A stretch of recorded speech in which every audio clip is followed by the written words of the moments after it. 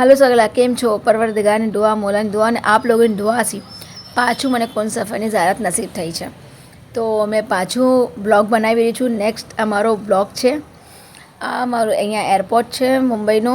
અહીંયાથી મેં જઈ રહી છું, મારી કનેક્ટિંગ ફ્લાઇટ છે. બહેરીન જઈશું અમે અહીંયાથી ફર્સ્ટ. તો આ એરપોર્ટનો પૂરું વ્યૂઝ છે, જોઈ લો.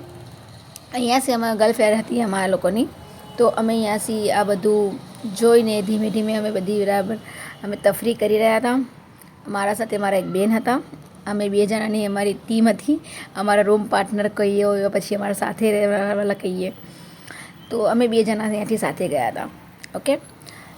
અને અમારા ટૂરનું નામ છે હકીમી ટૂર. એ લોકો 1 દિવસ પહેલાં નીકળી ગયા હતા અને અમારું તરફ કંઈ રીઝન હતું તો અમે 1 દિવસ પછી નીકળ્યા હતા.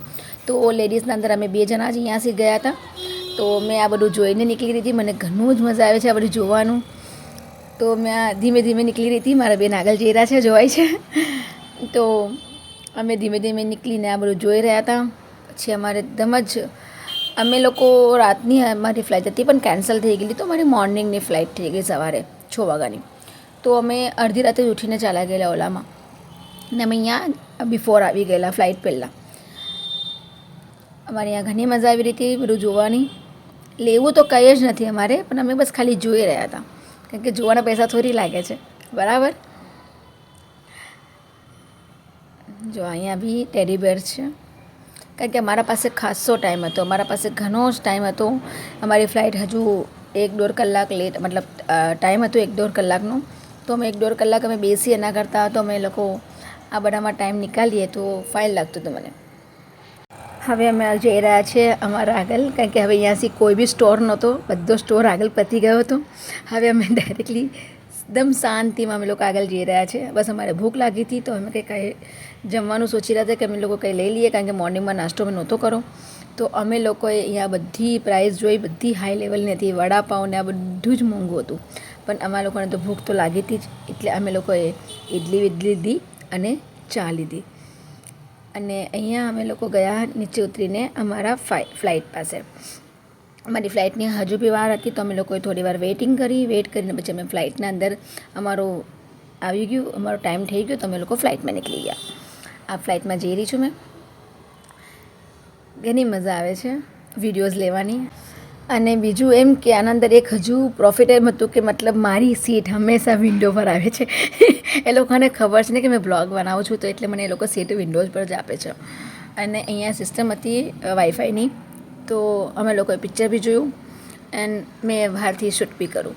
આ અમારી અહીંયા ફ્લાઇટ ટેક ઓફ થઈ રહી છે. ઘણી મજા આવે છે. ટેક ઓફ થાય છે ત્યારે એકદમ જ આમ સીન હોય છે બહાર જોવાનું. આ અમારી ટેક ઓફ થઈ ગઈ ફ્લાઇટ. આ આખું બોમ્બે જોવાય છે અહીંયાથી નીચે મુંબઈ પૂરું. હવે અહીંયાથી અમે જઈશું બહેરીન. ઓકે. તો અમે આપણે બહેરીન જઈશું એના પહેલાં આપણે થોડા ઉપરના બી વ્યૂ લઈ લઈએ.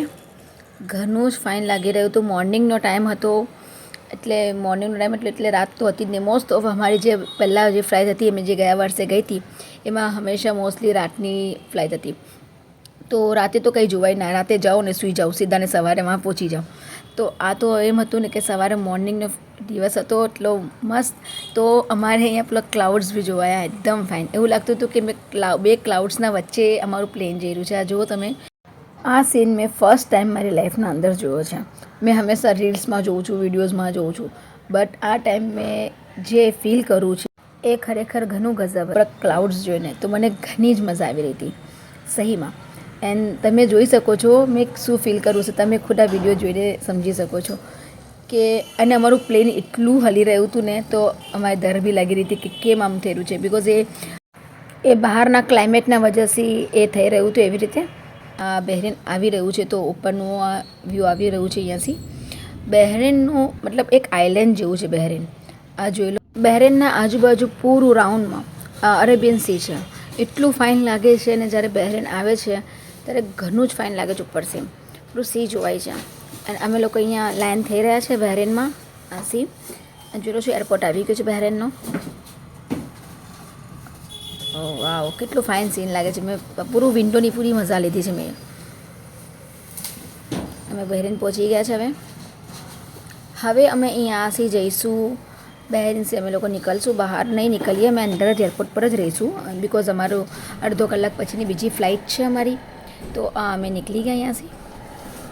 અમે જઈ રહ્યા છીએ હવે અમારી સેકન્ડ ફ્લાઇટમાં. અહીંયા બી ઠંડી ઘણી હતી સવારે.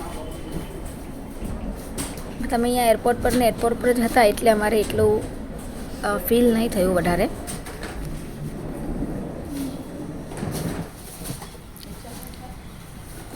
અમારી એર હતી.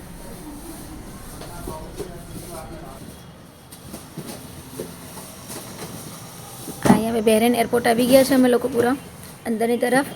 હવે અમે અમારી ફ્લાઇટનું જોતા હતા કે ભાઈ અમારી ફ્લાઇટ હવે કયા બાજુ આવશે, કયા કાઉન્ટર પર આવશે અમારી ફ્લાઇટ. તો અમે એ જોવા માટે ઊભા થઈ ગયા. પહેલાં અમે જોઈ લીધું હતું અમારું 13B પર આવતું હતું અમારું. તો 13B હવે અમારે ખબર નહોતી કે અમે કहाँ જઈએ. તો અમે પછી એરો જોયું. એરોના હેલ્પથી અમે લોકોએ 13B તરફ અમે લોકો નીકળી ગયા. હવે અમે ઉપર જઈ રહ્યા છીએ. પહેલાં તો ફર્સ્ટ અમારી સ્કેનિંગ માટે, કેમ કે આ એનો એક્ઝિટ છે. તો અહીંયાથી અમે લોકો નીકળ્યા. અમે અહીંયા સ્કેનિંગ કરશું. સ્કેનિંગ કરાવીને અમે લોકો પહોંચશું અમારા 13B પાસે.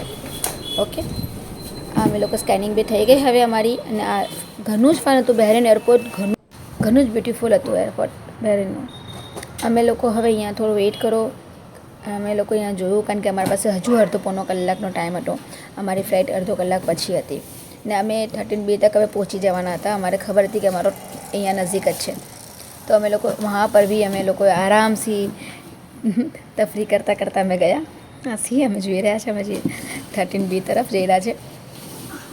આ જોઈ શકો છો ઘણું જ મોટું બહેરેન એરપોર્ટ. આ અમારો 13B તરફનો રસ્તો છે પૂરો.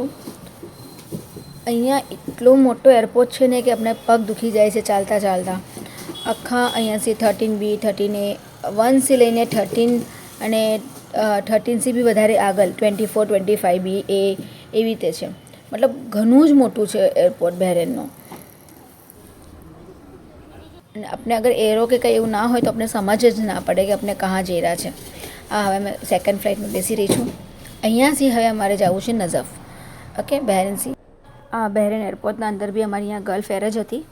તો અમારે કોઈ એટલી પ્રોબ્લેમ આવી નહીં. અમે જઈ રહ્યા છે અમારા ફ્લાઇટમાં. મને આ તરફ બી અહીંયા બી મને વિન્ડો સીટ જ મળી છે. મને ખબર નહીં કેમ પણ મને મારી વિન્ડો સીટ મળી ગઈ એટલે મેં પછી બેસી ગઈ અને મેં પાછું ટેક ઓફની અને એની વિડીયોઝ બનાવી. તો મને હવે હજુ મજા આવી હતી, કેમ કે હવે થોડો ટાઈમ હજુ થઈ ગયેલો. તો મને હજુ બરાબરથી આ ઉપરથી જોવાઈ રહ્યું હતું બધું બરાબરથી. તમે જોઈ શકો છો કેટલું જ ફાઇન લાગી રહ્યું હતું ઉપરની તરફથી.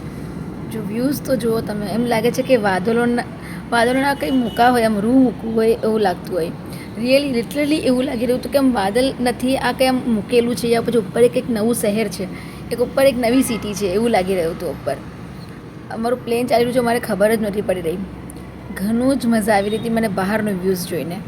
રિયલી અમે આ નજફ એરપોર્ટ હવે પહોંચી ગયા છે. હવે અહીંયા અમારે પેલું વિઝાનું કામ હતું ને અમારો લગેજ લેવાનો હતો. પહેલાં એ અમે લગેજ લઈ લીધો ફર્સ્ટ. અમારો લગેજ વहाँ તરફ હતો તો અમે લગેજ લીધો. અને અમે પછી અમારા અહીંયા એક મુલ્લા સાહેબ આવેલા હતા. તો અમારે મુલ્લા સાહેબે અમારે બંને જણને પિક કર્યા અને પછી અમે લોકો બંને જણ અહીંયાથી નીકળી ગયા બહાર. આ ફર્સ્ટ પાર્ટ મારો અહીંયા કમ્પ્લીટ થાય છે. સેકન્ડ પાર્ટ માટે મારા સાથે જોઈન થજો. Okay, bye by.